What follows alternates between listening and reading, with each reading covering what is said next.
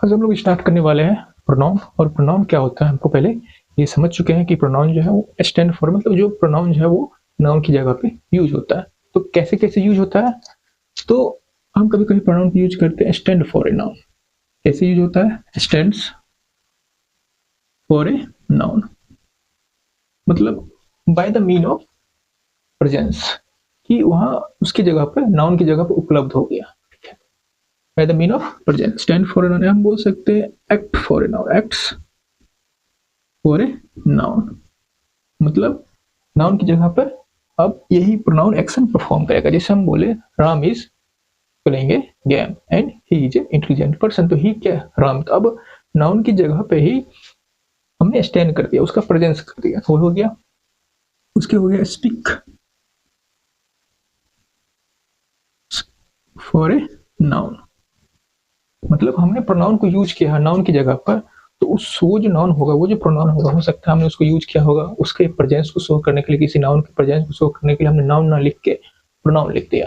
अगर कोई नाउन जो है वो हमारा एक्शन परफॉर्म कर रहा होगा सेंटेंस में, तो उस नाउन को ना लिख के अब हमने उसकी जगह पर प्रोनाउन लिख दिया, अब वो प्रोनाउन वहां एक्शन परफॉर्म कर रहा है। हो सकता है जैसे ही इज टेलिंग समथिंग, तो यहाँ ही कुछ बोल रहा है, स्पीक कर रहा था, अब हमने वहां ही है, यानी कि हम बोल सकते थे राम इज टेलिंग समथिंग, तो उसके जगह पर हमने एक प्रोनाउन यूज किया, उसी हम बोल दिया स्पीक फॉर ए नाउन। तो हम इस तीन तरीके से प्रोनाउन को यूज करते हैं किसी नाउन के जगह। हम इसको बोलते stand for a noun by the mean of presence, by the mean of action, by the mean of speak, speak करने के, स्पीक के आधार पर। ये तीन तरीके से हम लोग यूज करते हैं। तो प्रोनाउन कितने प्रकार के होते हैं? तो कभी कभी हम प्रोनाउन यूज कर देते हैं नाउन की जगह पे, जहां अगर वो नाउन का प्रेजेंस शो करना था, हम उसके प्रेजेंस की जगह पे प्रोनाउन ही लिख दिया। अब अभी हमको कभी उस प्रोनाउन का जो है वो जो नाउन होगा वो एक्शन परफॉर्म कर रहा होगा, तो हम उसके जगह पे हमने कोई प्रोनाउन ही लिख दिया, अब वो प्रोनाउन ही वो एक्शन परफॉर्म कर रहा।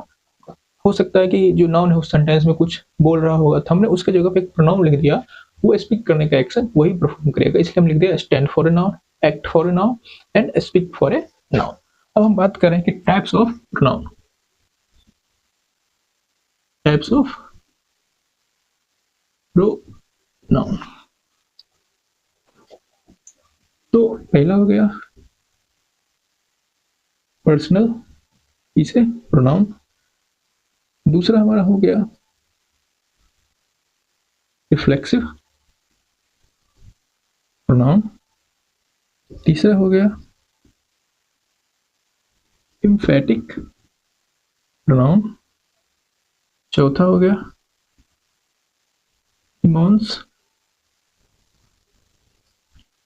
Demonstrative pronoun. पांचवा हमारा हो गया डिस्ट्रीब्यूटिव प्रोनाउन। छठा हमारा हो गया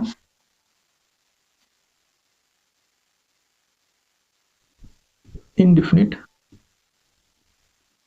प्रोनाउन। ठीक, उसके बाद आगे भी है, पहले इसको लिखिए फिर इसको मिटाते हैं।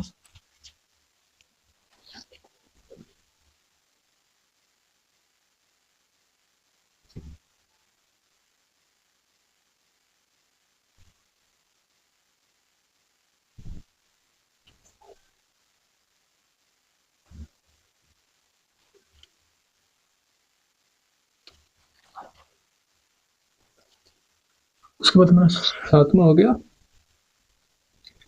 Reciprocal pronoun. आठवां हो गया इंट्रोगेटिव प्रोनाउन। और नौवां हो गया रिलेटिव प्रोनाउन। इस नौ को हम लोग वन बाय वन पढ़ेंगे। ठीक, तीनों टाइप के प्रोनाउन होते हैं। पहला क्या होता है? Personal pronoun. दूसरा, सीक्वेंस याद रखना जरूरी नहीं कि पहले कौन आता है बाद में कौन आता है, हमको ये जानना है कि 9 टाइप के होते हैं और 9 का क्या क्या फंक्शन है, पहले क्या आता है बाद में क्या आता है, उससे कोई लेना देना नहीं है। जैसे पर्सनल प्रोनाउन हो गया, हो सकता है रेसिप्रोकल हो, उसके बाद एम्फेटिक प्रोनाउन हो, रिफ्लेक्सिव प्रोनाउन हो, फिर डिमॉन्स्ट्रेटिव हो, डिस्ट्रीब्यूटिव हो, इंडेफिनिट हो, फिर हो गया ये इंट्रोगेटिव हो। इस प्रकार के 9 प्रोनाउन होते हैं। हम एक एक करके स्टार्ट करते हैं।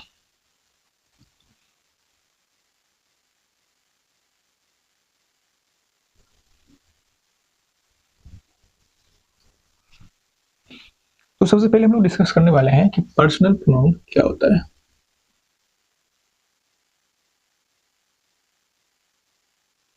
तो पर्सनल प्रोनाउन क्या होता है? तो पर्सनल प्रोनाउन जो है, इसको हमने पहले ये जानना, हमने इसको पर्सनल प्रोनाउन क्यों बोला है। इसको हमने पर्सनल प्रोनाउन इसलिए बोला है क्योंकि ये पर्सन को शो करता है। पर्सन मतलब ये नहीं कि राम से, पर्सन का मतलब ये हुआ first person, second person and third person. तो इसको हमने पर्सनल प्रोनाउन इसलिए बोला है क्योंकि पर्सन को शो करते हैं। पर्सन का मतलब first person I and we, second person you, third person he, she, it and they.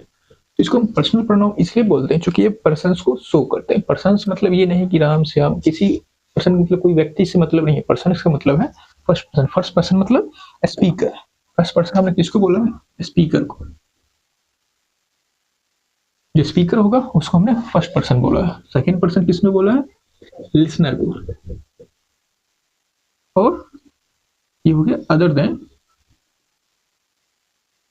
First and second person. तो फर्स्ट और सेकेंड पर्सन को छोड़ के जो बच गया वो हमारा क्या हो गया? वो लिसनर, थर्ड पर्सन हो गया। तो जिसके बारे में हम बात कर रहे होंगे वो हमारा हो गया थर्ड पर्सन। अगर हम सिंगुलर के लिए यूज करें, फर्स्ट पर्सन अगर सिंगुलर है तो आई, अगर वो प्लूरल है तो यू। और ये जो वी, अगर ये यू है, सिंगुलर प्लूरल दोनों के लिए ही हम यू ही यूज करते हैं। ये थर्ड पर्सन के लिए अगर सिंगुलर है सी।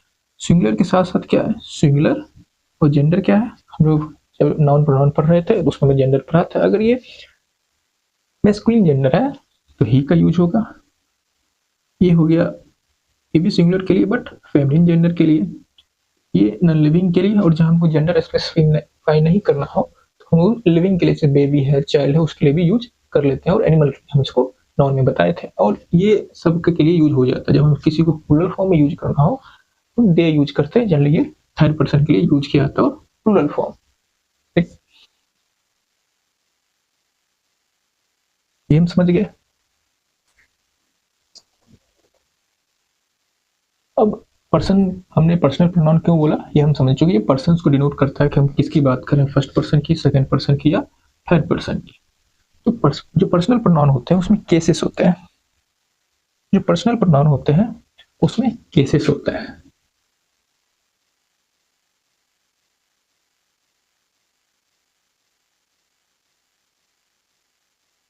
जो पर्सनल प्रोनाउन होते हैं उसमें केसेस होते हैं। क्या क्या केसेस होते हैं?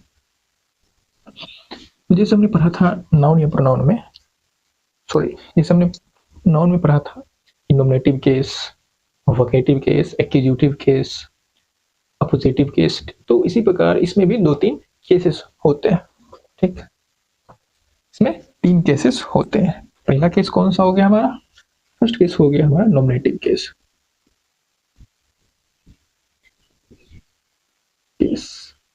जब हम नाउन को एज ए सब्जेक्ट यूज करते हैं, हम यूज करते हैं पर्सनल प्रोनाउन का नॉमिनेटिव केस। ये जितने भी हैं सब नॉमिनेटिव केस के हैं।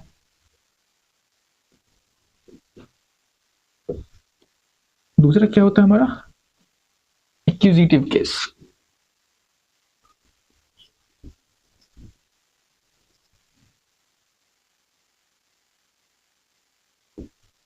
जब हम किसी नाउन और प्रोनाउन को एज ऑब्जेक्ट यूज करते हैं तो उसको बोलते हैं एक्यूजिटिव केस। आई का क्या हो जाएगा?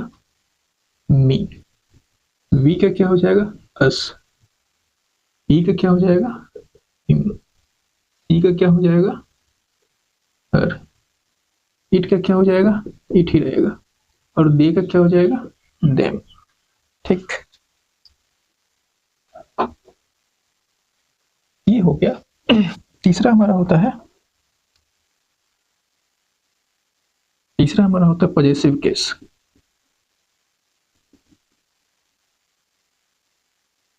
इसकी का क्या नाम होता? एक और नाम था इसका जिसको हम बोले थे जेनेटिव केस। इसी का दूसरा नाम क्या है? Generative case. जब हम प्रोनाउन को यूज करते हैं पोजीशन शो करने के लिए, जैसे हो गया हमारा माइंड, आई का माइंड,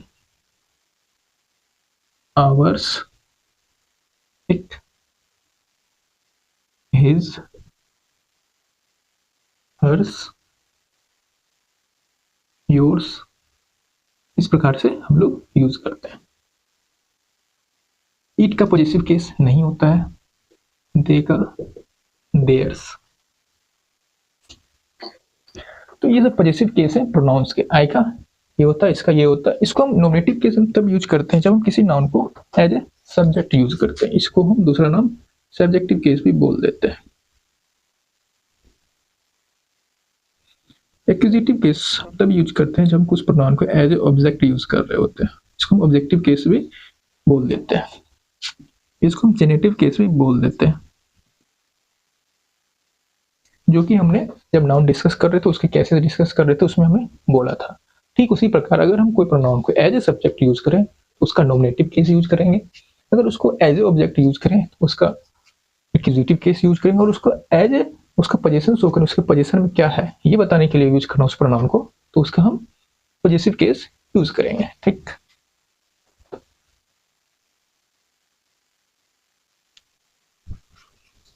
अब हमने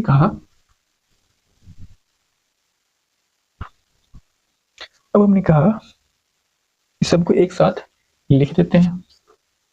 जैसे यहां हम लिख देते हैं सब्जेक्टिव केस का, यहां लिख देते हैं उसी को ऑब्जेक्टिव केस का। अब यहां लिख देते हैं पॉजिटिव केस का प्रोनाउन, और यहां हम लिखते हैं पॉजिटिव केस का डिटरमिनर।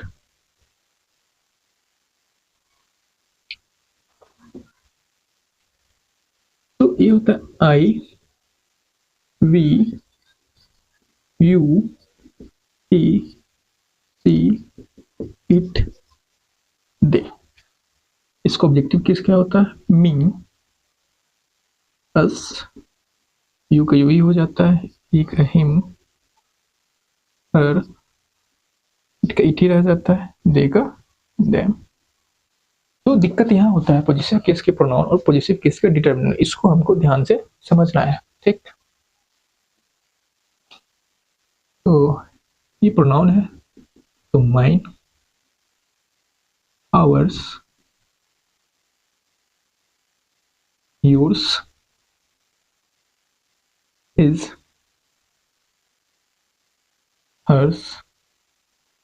इसका पॉजिटिव केस नहीं होता, क्योंकि क्यों नहीं होता हम इसको एक ऐसा लॉजिक देके समझ सकते हैं, क्योंकि इट जो है वो यूज होता है किसके लिए होता है? नॉन लिविंग के लिए। नॉन लिविंग थिंग्स के का कोई पोजीशन नहीं होता है, इसलिए इसका पॉजिटिव केस भी नहीं होता है। ऐसे हम लॉजिक दे सकते हैं बट इसका नहीं होता है, बस ये याद रखना है। Theirs, theirs. तो हम इसको ऐसे याद रख सकते हैं कि जितना भी, पहले इसको लिख देते हैं, my, our, your, his, her, its, their. तो हम इसको ऐसे याद रख सकते हैं कि जैसे आई मी वी अस, यू का यू ही होता है, ही का हिम, सी का हर, इट का इट ही होता है, देयर का देम। कि ये पॉजिटिव केस का प्रोनाउन है, ये पॉजिटिव केस का डिटरमिनर है, ये हमको ध्यान रखना है। ये माइन है, ये माई पॉजिटिव केस का डिटरमिनर है, आवर्स है और आवर। तो जिसमें एस एस जनरली लगा होता है वो पॉजिटिव केस का प्रोनाउन होता है। तो दोनों में डिफरेंस क्या होता है हमने पहले भी बताया था, जो प्रोनाउन होता है वो नाउन के जगह पे आता है, बट जो डिटरमिनर होता है वो नाउन के साथ आता है। जैसे हम लिख सकते हैं, बोले कि माई कार, ऐसा हम लिख सकते हैं, बट यहाँ हम माइन कार नहीं लिखेंगे, ये गलत हो जाएगा।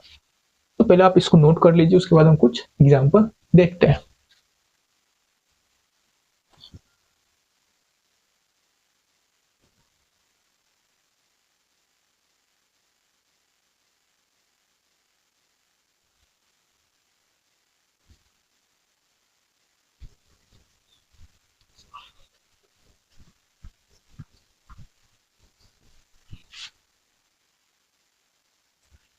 जैसे हम लिखा कि this is my car, this is mine car, this car is mine. तो पोजेसिव केस के जो प्रोनाउन होते हैं वो नाउन के जगह पे आते हैं, हमको इसे याद रख सकते हैं। जैसे दिस इज माई कार, ये पोजेशन शो कर रहा है, ये कार किसका है, मेरा है। दिस इज माइन का, ये गलत है। क्यों गलत है, हमने कहा था जो प्रोनाउन है वो जो नाउन के साथ नहीं आता, नाउन के जगह पे आता है, ये साथ लिख दिया गया, ये गलत है। तो दिस कार इज माइन, यहाँ माइन का मतलब हुआ क्या, माई प्लस कार, माई प्लस कार।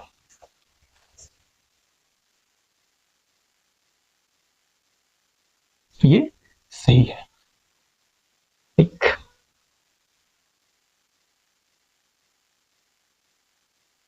अगर फिर ऐसा लिखा होता दिस इज माई, तो ये भी गलत हो। क्यों, क्योंकि ये डिटर्मिनर हो, डिटर्मिनर जो है बिना नाउन के नहीं आता है, ठीक है। तो इसके साथ हमको नाउन लिखना ही पड़ेगा, क्योंकि जो डिटर्मिनर है हमेशा नाउन के साथ ही आता है, ये हमको ध्यान रखना है।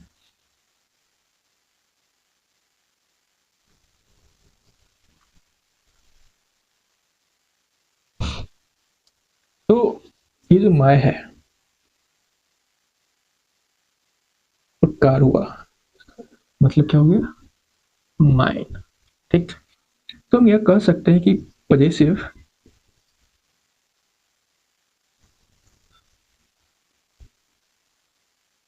Case determiner plus noun equal to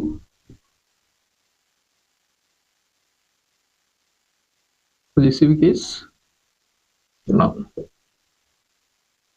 तो पॉजेसिव केस का डिटर्मिनर उसके साथ नाउन बराबर पॉजेसिव केस का प्रोनाउन, ये होता है। तो हमको ये ध्यान रखना है। जैसे हमने कहा आवर्स, आवर्स का मतलब क्या हो गया, आवर प्लस नाउन। तो जैसे हमने पीछे एग्जाम्पल में देख लिया, अब कुछ और एग्जाम्पल देखते हैं, उसमें क्या करेक्शन करना है उसको सीखते हैं, ठीक। तो यहाँ हमने दो सेंटेंस लिखा है और हमको इसे सही करना है। हमने लिखा है they who work hard get their reward, they who work hard get their reward. तो हमने भी पढ़ा था कि ये जो दे होता है वो थर्ड पर्सन के लिए यूज होता है, मतलब ये पर्सन स्पेसिफिक वर्ड। हम ये बोल रहे हैं कि they who work hard get their reward, तो मतलब जो मेहनत करेगा उसको रिवार्ड मिलेगा, हम ये कहना चाह रहे हैं। बट हम यहाँ दे लिख दिए, दे लिखने का मतलब ये हुआ अगर फर्स्ट पर्सन और सेकेंड पर्सन मेहनत करेगा तो उसको रिवार्ड नहीं मिलेगा, क्योंकि दे का मतलब हुआ थर्ड पर्सन। थर्ड पर्सन जो मतलब जो स्पीकर है और जो लिसनर है उसको रिवार्ड नहीं मिलेगा। क्या हम ऐसा बोलना चाह रहे हैं, तो ऐसा नहीं है। तो ये जो दे जो प्रोनाउन होता है वो पर्सन स्पेसिफिक प्रोनाउन है, मतलब हम किसी थर्ड पर्सन को रेफर कर रहे हैं। तो जब हम फर्स्ट पर्सन और सेकेंड पर्सन को एक्सक्लूड कर रहे होंगे कि हम उसकी बात नहीं कर रहे होंगे तो हम दे लिखते। क्या हम ऐसा बोलना चाह रहे हैं कि अगर फर्स्ट पर्सन है और जो सेकंड पर्सन मतलब जो हमारा स्पीकर है और वो लिसनर है, अगर वो मेहनत करेगा तो उसको रिवार्ड नहीं मिलेगा, क्या ऐसा बात हो सकता? नहीं। हम ये बोलना चाह रहे हैं कि जो भी मेहनत करेगा उसको फल मिलेगा। तो हम इन जनरल बात कर रहे हैं, हम किसी पर्सन स्पेसिफिक बात नहीं कर रहे हैं। तो यहाँ जो दे लिखा हुआ है वो गलत है, यहाँ जो दे लिखा हुआ है वो गलत है। यहाँ हम बात करें इन जनरल, कोई भी अगर मेहनत करेगा तो उसको रिवार्ड मिलेगा। तो अगर इन जनरल बात करें तो यहाँ हम लिखेंगे दोज। दोज क्या है, दोज एक डिमोस्ट्रेटिव प्रोनाउन है जो डिनोट करने के लिए यूज किया था। इन जनरल, इन जनरल अगर हम बात कर रहे होंगे तो यहाँ हम दोज लिखेंगे, किसी पर्सन स्पेसिफिक बात नहीं कर रहे हैं। अगर हम किसी पर्सन स्पेसिफिक बात हो तो हम दे वी ऐसा यूज करते, बट ये पर्सन स्पेसिफिक नहीं है बात, ये जनरल हो रही है, तो ये दोज होगा, ठीक। अब यहाँ देखें they who can hear are, they who can hear, they who can hear me are requested to sit down, हम बोलते हैं वे। तो हम बोल रहे हैं क्या हम सिर्फ थर्ड पर्सन को बोल रहे हैं, हम ऐसा बोल रहे हैं कि हम किसी को रिक्वेस्ट कर रहे हैं कि जो हमको सुन सकता। तो सुनने वाला कौन होता है, सेकेंड पर्सन होता है। तो उस हिसाब से ये यहाँ क्या होना चाहिए, यू होना चाहिए। क्या होना चाहिए, यू होना चाहिए। कि हम बोले दो they who can hear me are requested to sit down, जो हमको सुन रहा है उसको रिक्वेस्ट किया जा रहा है कि वो बैठ जाए। अब सुनने वाला कौन होता है, सेकेंड पर्सन। तो उस हिसाब से हम यहाँ सोचेंगे वो यू होना चाहिए। बट यू का हम तब यूज करेंगे जब हम किसी स्पेसिफिक पर्सन को बोलेंगे, मतलब एक फिक्स पर्सन होगा, हाँ यू सिट डाउन, एक पर्सन स्पेसिफिक होती है। जितने आई है, वी है, दे है, सब पर्सन स्पेसिफिक है। और हम पार्टिकुलर किसी पर्सन को बोल रहे होंगे यू सिट डाउन, तो हम यू का यूज करेंगे। बट यहाँ भी हम इन जनरल बात कर रहे हैं कि जो भी हमको सुन रहा है वो बैठ जाए, तो यहाँ यू भी नहीं होगा, क्योंकि हम बात इन जनरल कर रहे हैं, रिक्वेस्ट कर रहे हैं कि तुम बैठ जाओ। बट ये रिक्वेस्ट इन जनरल है, किसी पर्सन को स्पेसिफाई करके नहीं बोल रहे हैं। तो जब हम किसी पर्सन स्पेसिफिक पर्सन को, किसी पार्टिकुलर पर्सन को बोल रहे होंगे यू सिट डाउन, तो हम यहाँ यू यूज करेंगे। बट अगर हम इन जनरल बात करें कि जो भी हमको सुन रहे हैं बैठ जाओ, तो यहाँ क्या हो जाएगा, दो यूज हो जाएगा। तो हमको ये ध्यान रखना है कि आई है, वी है, ही है, सी है, इट है, इसको हम तब यूज करते हैं जब हम किसी पर्सन स्पेसिफिक हो, कि हम फर्स्ट पर्सन की बात कर रहे होंगे या फिर सेकंड पर्सन की, पार्टिकुलरली सेकंड पर्सन हो उसकी बात करें, वो स्पेसिफिक हो, तो हम ये यूज करते हैं। बट अगर बात इन जनरल हो तो वो यूज नहीं करते हैं। इन सब की जगह हम लोग यूज करते हैं दोस।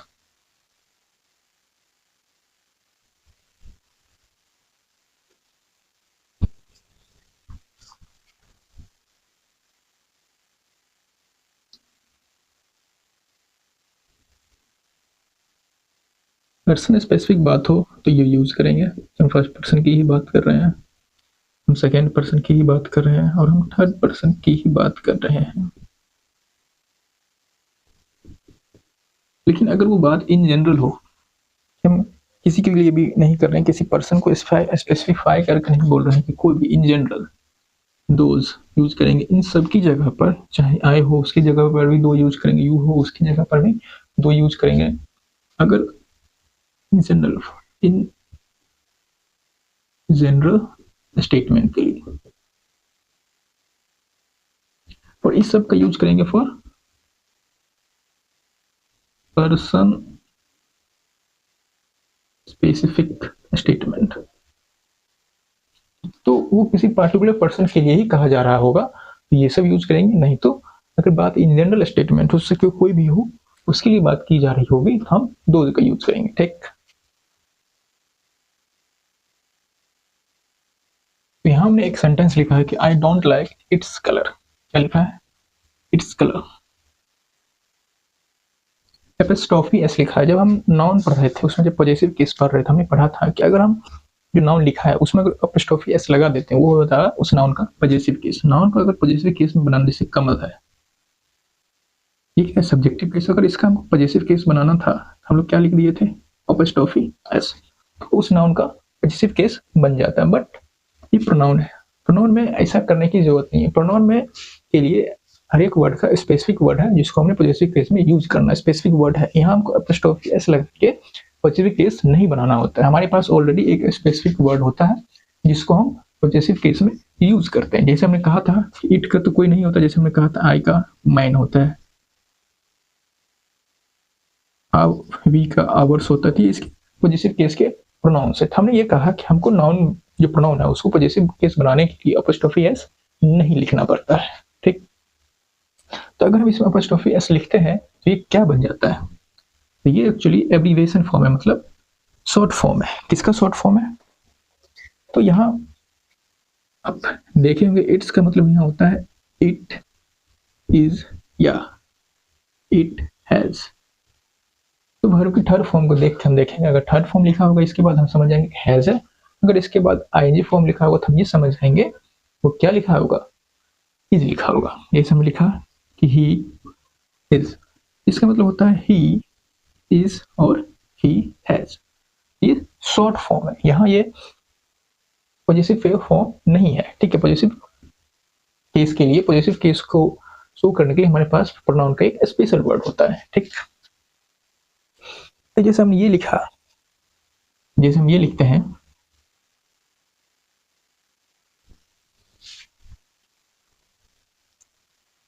कि योर्स OBDIN obediently, तो ऐसा नहीं लिखना है। ठीक है, यहाँ हमको सीधा लिखना है योर्स ओबीडियंटली। हमको पॉजिटिव केस का क्या चाहिए, डिटरमिनर चाहिए। पॉजिटिव केस का डिटरमिनर क्या होता है, अब हमको ये समझ, ये क्यों नहीं चाहिए, हम लिखेंगे यू आर ओबीडियंटली, हम ऐसा थोड़ी बोलना चाह रहे हैं, हम बोलना चाह रहे हैं आपका आज्ञाकारी, पोजीशन शो कर रहे हैं। तो हम समझ गए कि प्रोनाउन को पॉजिटिव केस बनाने के लिए हमको एपिस्ट्रोफी एस का यूज नहीं करना होता है। अब हम ये जानते हैं कि अब यहाँ क्या चाहिए हमको, यहाँ क्या चाहिए, इट्स चाहिए, क्या चाहिए हमको, देखते हैं I don't like dash colour, तो हमको यहाँ चाहिए whose colour, I don't like what, I don't like whose colour, its colour, I don't like whose colour, हम पूछेंगे I don't like whose colour, इसका आप आंसर दोगे इट्स कलर। ये जो इट्स है ये पॉजेसिव केस का डिटर्मिनर है, तो जो डिटर्मिनर होते हैं, जो डिटर्मिनर होते हैं पॉजेसिव केस के,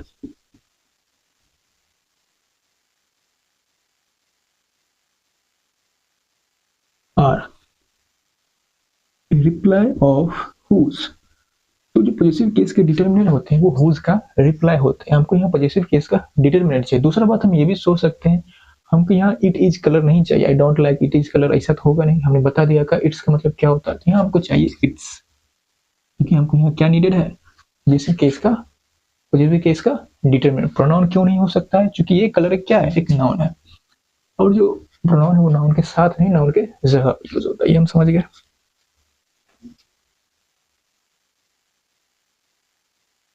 जो पॉजिटिव केस का डिटर्मिनेंट होता है वो हुज का रिप्लाई होता है, ठीक। हमको क्या चाहिए, हमको और अपोस्ट्रोफी एस लिख के हम उसका पॉजिटिव केस नहीं बनाते हैं, किसका, किसी प्रोनाउन का। अगर हम ये लिखते हैं it's very hot day today, क्या ये सही है?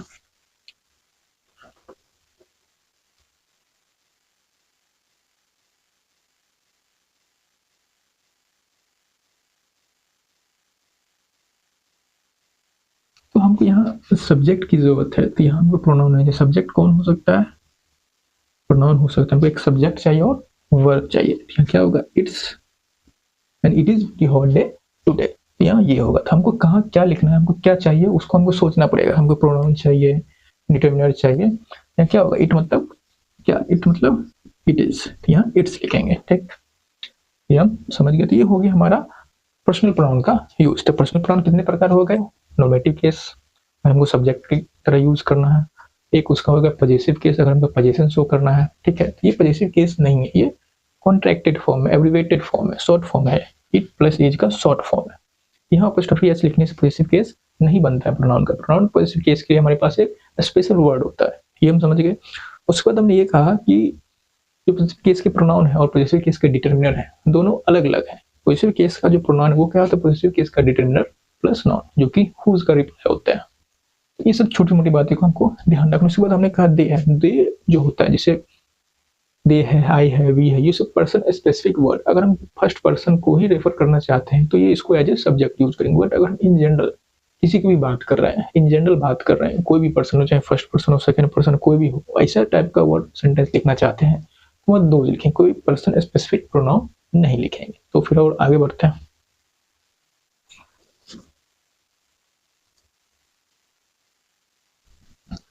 तो वो हम स्टार्ट करेंगे reflexive pronoun.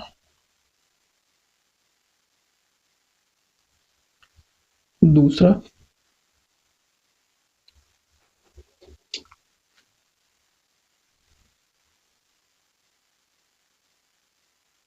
Reflexive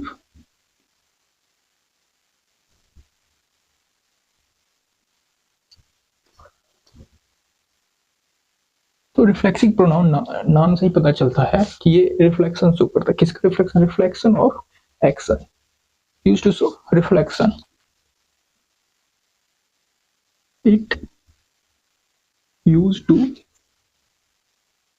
show reflection, एक। दूसरा it always act as object in a sentence.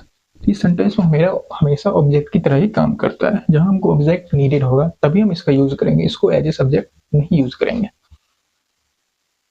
ठीक। उसके बाद if subject and object is same, then we use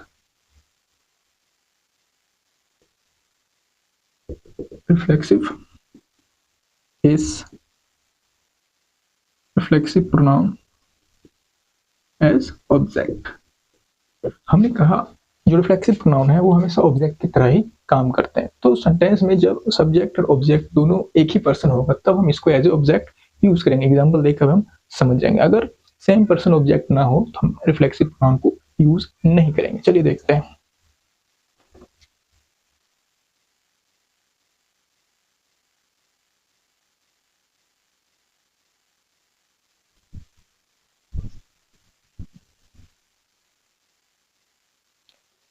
तो जैसे आई है, आई का रिफ्लेक्सिव फॉर्म हो जाता है माई सेल्फ, वी का हो जाता है आवर सेल्फ्स,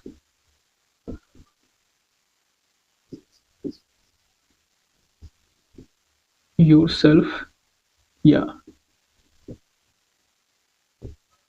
योर सेल्फ्स। अगर ये सिंगुलर है तो योर सेल्फ, प्लूरल है योर सेल्फ्स। दे का देम सेल्फ्स, ही का हिमसेल्फ, सी का हर सेल्फ और इट का इट सेल्फ। ये हो गया नॉमिनेटिव केस, ये हो गया इसका रिफ्लेक्सिव केस। ठीक, तो आई का इटसेल्फ, सॉरी इट का इटसेल्फ, माई का माई सेल्फ, आवर का आवर सेल्फ, यू का योर सेल्फ। अगर सिंगुलर पर्सन है योर सेल्फ, अगर प्लूरल है तो योर सेल्फ। इस प्रकार से हम लोग यूज करते हैं। ठीक, पहले इसको लिख लेना है।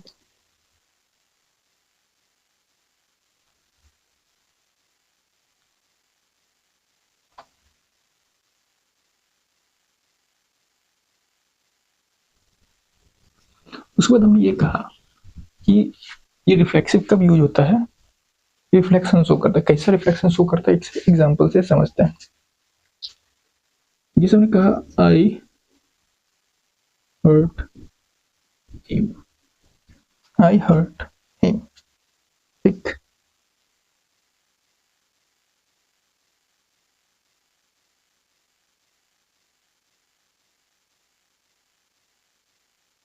आई हर्ट हिम। तो ये जो हर्ट है ये क्या है, एक एक्शन वर्ब है।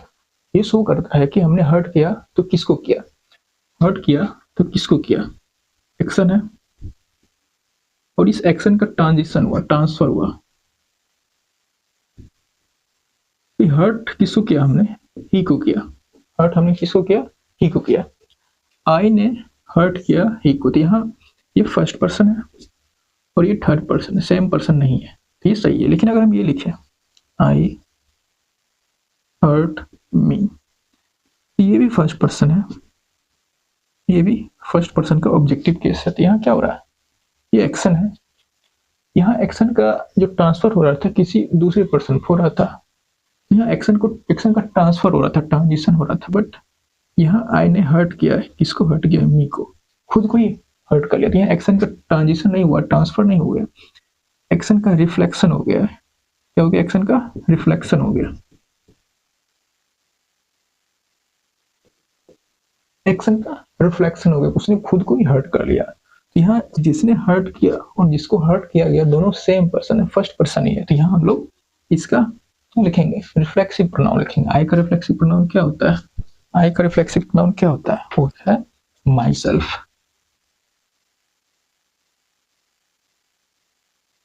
इसलिए मैं लिखा था reflexive pronoun used to show reflection. इसमें क्या हो रहा है, एक्शन का ट्रांसफर हो रहा है, ट्रांजिशन हो रहा है। इस पर्सन ने एक्शन किया और ये एक्शन का ट्रांजिशन कहाँ हुआ, हिम पर हुआ। ये है फर्स्ट पर्सन, ये है थर्ड पर्सन। बट एक्शन का ट्रांजिशन अगर सेम पर्सन पर हो तो हम उसको ट्रांजिशन नहीं बोलेंगे, उसको क्या बोलेंगे, रिफ्लेक्शन हो गया। तो अगर रिफ्लेक्शन शो करना है तो हम रिफ्लेक्सिव प्रोनाउन यूज करते हैं। तो समझ गए।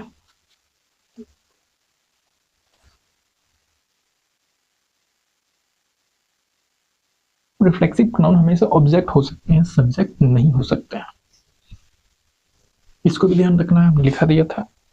और इसको हम तभी यूज करते हैं जब जो सब्जेक्ट है और ऑब्जेक्ट है वो सेम होना चाहिए। अगर डिफरेंट हो गया तो नहीं यूज करेंगे। जैसे जैसे मैं लिखा था, क्या लिखा था, एग्जाम्पल देखते हैं, 2-3 एग्जाम्पल देख लेते हैं, उसके बाद समझ जाएंगे सब।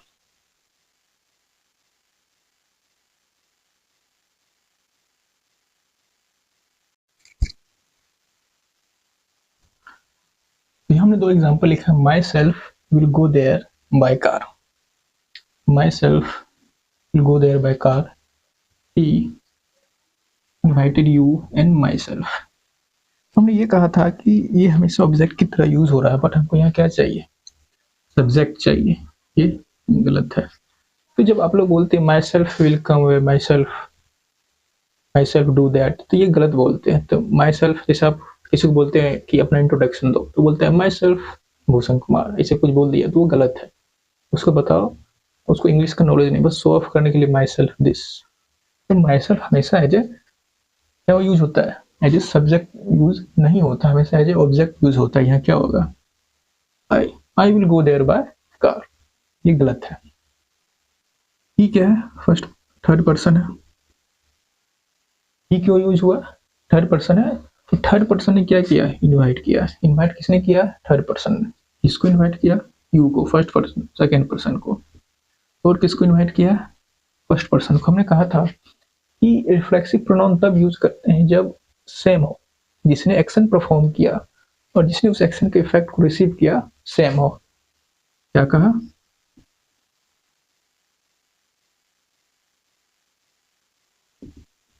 reflexive pronoun used is used या are used when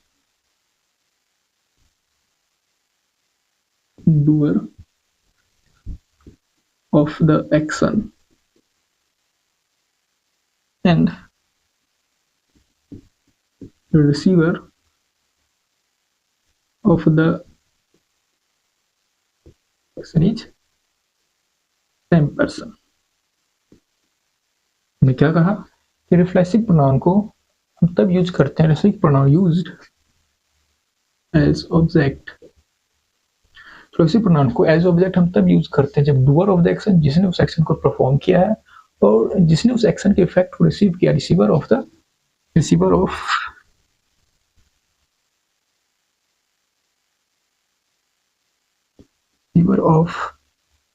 the effect. तो रिफ्लेक्सिव प्रोनाउन हम तब यूज करते हैं जब डूअर ऑफ एक्शन और जो रिसीवर है उस एक्शन के इफेक्ट का सेम हो, दोनों सेम हो, तब हम यूज करते हैं। बट जिसने इन्वाइट किया वो थर्ड पर्सन है, जिसको इन्वाइट किया वो सेकेंड पर्सन है, वो और फर्स्ट पर्सन है, सेम नहीं है। दोनों पर्सन सेम नहीं, ये भी थर्ड पर्सन होता और ये भी थर्ड पर्सन होता, तब यहाँ हम रिफ्लेक्सिव केस को यूज करते हैं एज ऑब्जेक्ट। बट अलग अलग पर्सन है तो हम क्या लिखेंगे, एंड मी। ठीक, ऑब्जेक्टिव केस यानी कि एक्यूजिटिव केस को एज ए ऑब्जेक्ट बना के लिखेंगे, रिफ्लेक्सिव प्रोनाउन को नहीं। तो ये कुछ एग्जांपल थे। ठीक, तो हमने समझा दिया कि रिफ्लेक्सिव प्रोनाउन कब यूज करना है। रिफ्लेक्सिव प्रोनाउन हमेशा एज ऑब्जेक्ट यूज होता है। रिफ्लेक्सिव प्रोनाउन के एज ऑब्जेक्ट हम तभी यूज करते हैं जब डूअर ऑफ द एक्शन और receiver of the effect of the action is same person. Same person ये थर्ड पर्सन हो तो वो भी थर्ड पर्सन होना चाहिए। जैसे आई हर्ट माई सेल्फ लिखा था, ये लिखें आई हर्ट हिम, तो इसको हर्ट किया वो थर्ड पर्सन है, तो वहां हिमसेल्फ नहीं होगा। ठीक,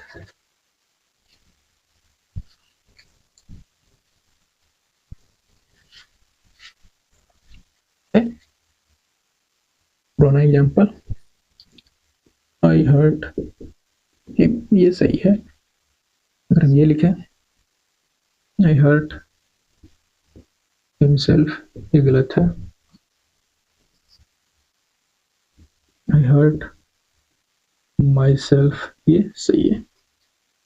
तो हमने ये कहा कि अगर इसने एक्शन परफॉर्म किया हर्ट करने का, जिसको हर्ट किया गया, जिसने हर्ट किया वो फर्स्ट पर्सन है, जिसको हर्ट किया गया वो थर्ड पर्सन है, उस प्रोनाउन का इसका ऑब्जेक्टिव केस को लिखेंगे एज ऑब्जेक्ट, और ऐसा नहीं लिखेंगे क्योंकि हर्ट करने वाला अलग है, जिसको हर्ट किया गया वो अलग है, तो ऑब्जेक्टिव केस को एज ऑब्जेक्ट लिखेंगे। बट जिसने एक्शन परफॉर्म किया और जिसने उस एक्शन के इफेक्ट को रिसीव किया, अगर दोनों सेम पर्सन हो, ये भी फर्स्ट पर्सन है, ये भी फर्स्ट पर्सन है, इन ऑब्जेक्ट को बनाएंगे रिफ्लेक्सिव प्रोनाउन को, बस ये समझना है।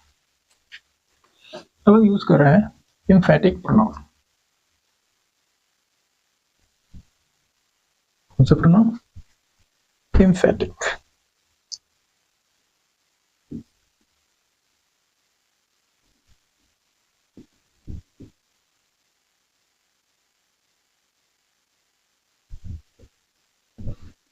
एम्फेटिक प्रोनाउन क्या होता है?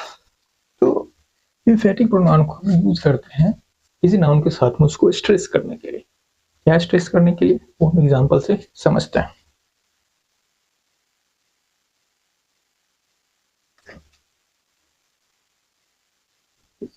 It is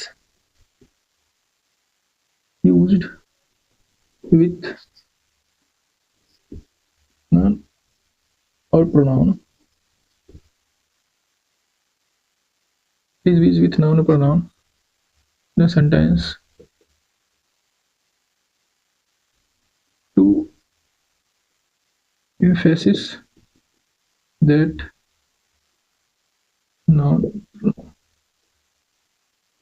तो इसको यूज करते हैं हम नाउन प्रोनाउन के साथ किसी सेंटेंस में उस नाउन और प्रोनाउन को एम्फेसिस करने के लिए जिसके साथ हम इसको यूज कर रहे हैं। ठीक, क्या एम्फेसिस कर रहे हैं, इसको एग्जांपल से समझते हैं।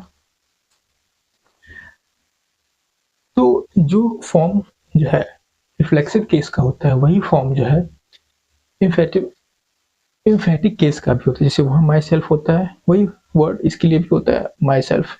वहां आवर सेल्फ होता है तो यहाँ भी आवर सेल्फ होता है। तो दोनों का फॉर्म सेम है, बस यूज डिफरेंट है। मतलब सेम वर्ड को हम कभी बोल देंगे ये रिफ्लेक्सिव प्रोनाउन है, और सेम वर्ड को कहीं हम बोल देंगे कि वो एम्फेटिक प्रोनाउन। डिपेंड ऑन कि हमको जरूरत क्या है सेंटेंस में, डिपेंड अपॉन कि हमको जरूरत क्या है सेंटेंस में।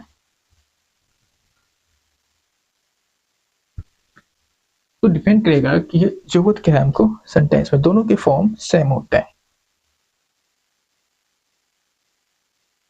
जैसे लिखा we ourselves saw him there. We ourselves saw him there। अगर हम ये लिखते हैं, क्या लिखते हैं? we ourselves saw him there। तो हम बस ये जो ourself लिखे हैं, ये क्या है? यही क्या है? एम्फेटिक प्रोनाउन है।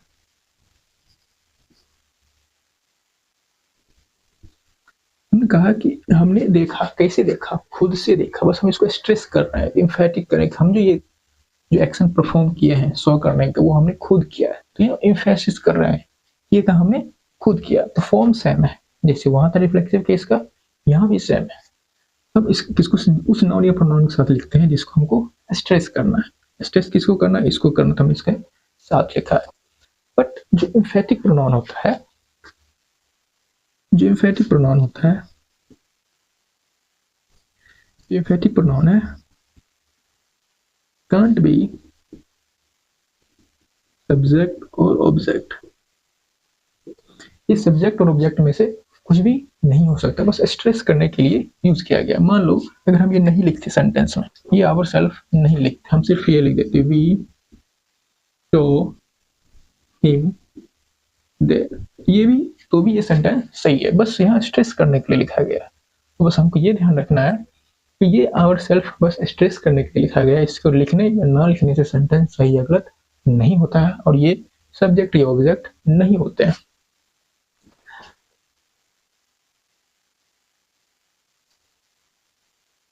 दोनों सही है, ऐसा नहीं है कि ये सही है, ये भी सही है, ये भी सही है, ये भी सही है।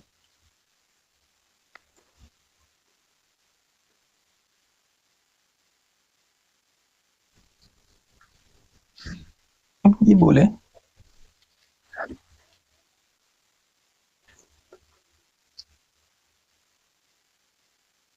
form of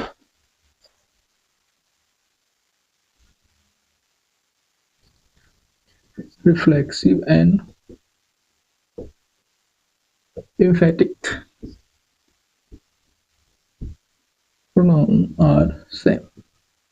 इन लोगों के जो फॉर्म होते हैं, दोनों के जो वर्ड होते हैं वो सेम थे। माई सेल्फ, वहां भी माई सेल्फ ही होता है, यहाँ भी माई सेल्फ ही होता है, वहाँ भी आवर सेल्फ ही होता है, यहाँ भी आवर सेल्फ ही होता है, दोनों का फॉर्म सेम है, बस यूज डिफरेंट। वो हमेशा एज ऑब्जेक्ट होता है, उसको हम तब यूज करते हैं जब सब्जेक्ट और ऑब्जेक्ट सेम हो।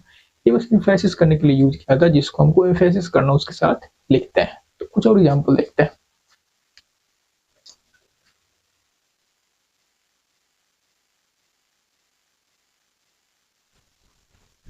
हमने लिखा द मैन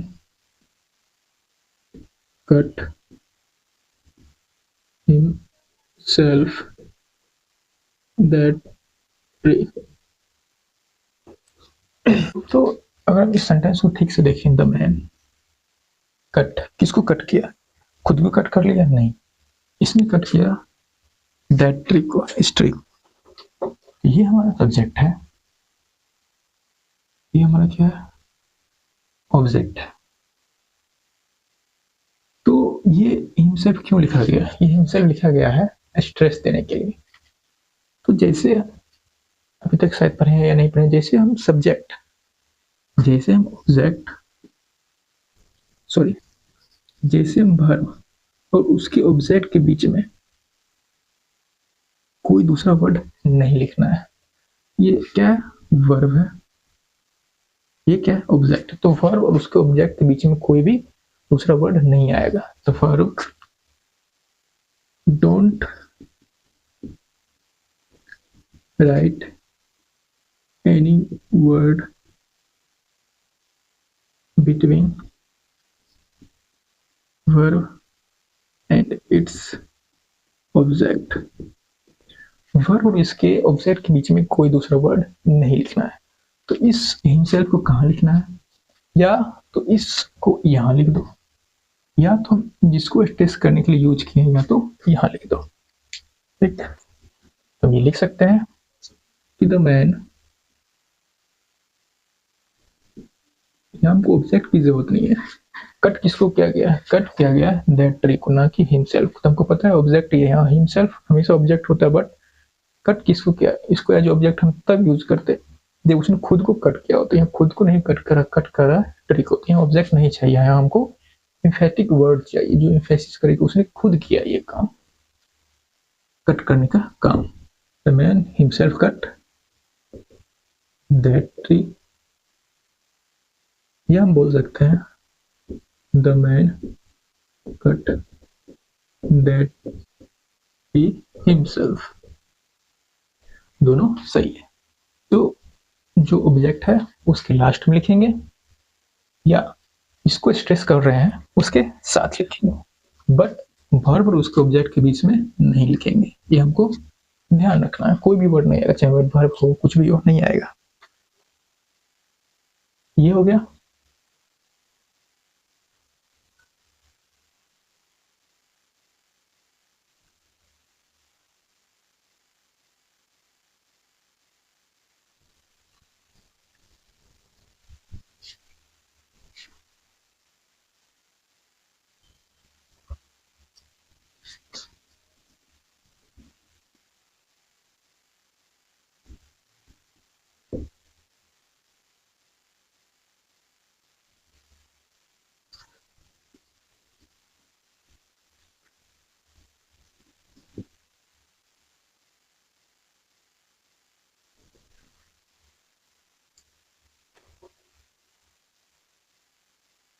हमने लिखा है camels themselves adapt to the hot climate। ये जो adapt है ये ट्रांजिटिव वर्ब है।